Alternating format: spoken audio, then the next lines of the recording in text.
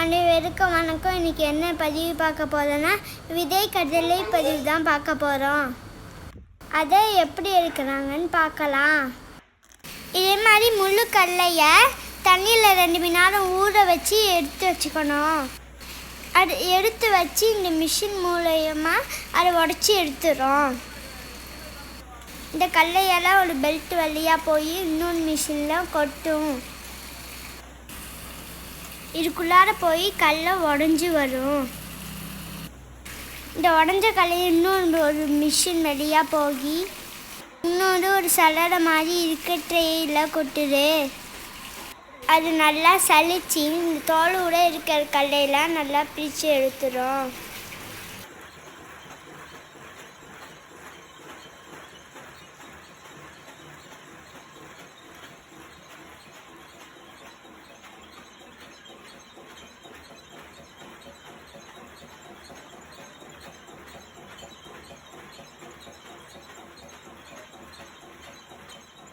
தோலோடு இருக்க கடலையெல்லாம் இந்த வழியாக வெளில வந்துடும். தோல் நீக்கின கடலையெல்லாம் இந்த சைடாக தனியாக வெளியே எடுத்துருவாங்க.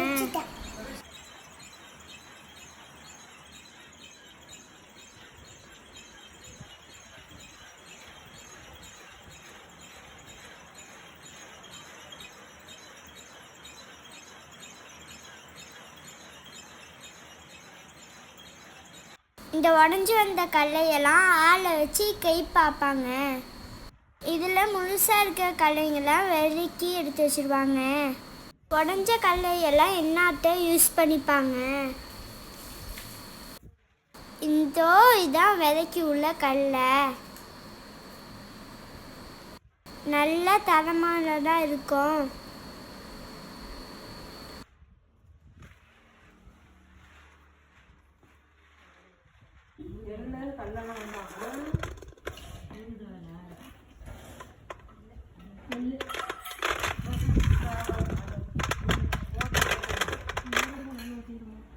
இந்த கடலையெல்லாம் செக்கில் விட்டு எண்ணெய் ஆற்றி எடுத்துடுவாங்க.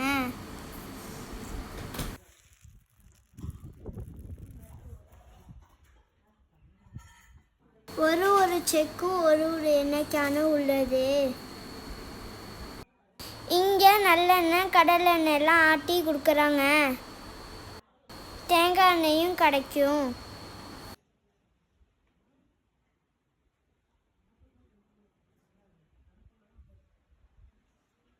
செக்கில் ஆட்டின சுத்தமான எண்ணெயெல்லாம் இங்கேயும் வாங்கிக்கலாம்.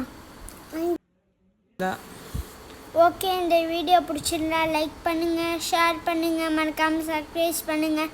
பாய். அடுத்த வீடியோவில் பார்ப்போம். உங்களுக்கு இதே மாதிரி சுத்தமான எண்ணெய் வேணும்னா மறக்காமல் கமெண்டில் பண்ணுங்கள்.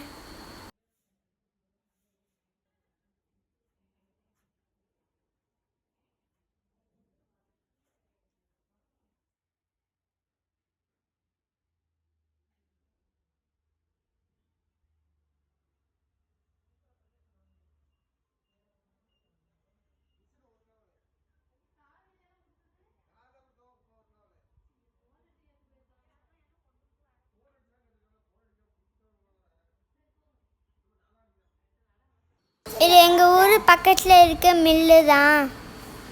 விதைக்கடலை வாங்கிட்டு வீட்டுக்கு எண்ணெயும் வாங்கிட்டு வீட்டுக்கு வந்துட்டோம்.